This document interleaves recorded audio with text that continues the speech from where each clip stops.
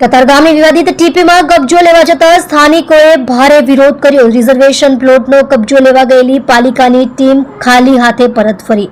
Reservation પ્લોટો પર કબજો લેવાની પાલિકાની કામગીરી જારી રહેશે।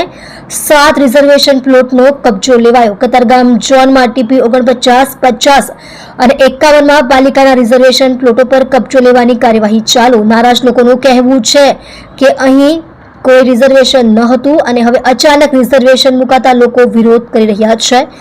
હજારોની સંખ્યામાં લોકો મનપા કચેરી પહોંચ્યા। 60,000થી વધુ ઘરો બેકાર થાય તેવી નોબત। ન્યાયની માંગ સાથે વિરોધ પ્રદર્શન કરવામાં આવ્યો। મહિલાઓ પણ મોટી સંખ્યામાં જોડાઈ હાથમાં વિવિધ પ્લે કાર્ડ લઈ વિરોધ પ્રદર્શન કર્યું। મારું નામ સંજયભાઈ નાનજીભાઈ ડુંગરાણી છે। અમે અર્કના સોસાયટીમાં રહીએ છીએ। લગભગ 1992 થી અર્કના સોસાયટી પડેલી છે। તો નાના માણસો મધ્યમ વર્ગના બી માણસો રહે છે। સોસાયટીની જે વાડી છે અત્યાર સુધી કોઈ પ્રોબ્લેમ હતો નહીં કોર્પોરેશનને, અને અત્યારે અમે 2 વર્ષથી આ રિઝર્વેશન નાખી દીધું છે અને વાડીનો કબજો માંગે છે।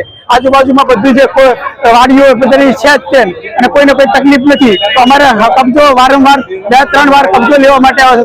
તો અમારા માટે કબજોની શું જરૂર છે કોર્પોરેશનને? અમારે 155 મકાન છે અમારી સોસાયટીમાં। આ બધા મધ્યમ વર્ગના તેમજ બધા માણસો રહે છે। તો એક નાના મોટે પ્રસંગ માટે થાય એવી વાડી છે, તો વાડીની કોર્પોરેશનને વાડીનો કબજો જોઈતો છે।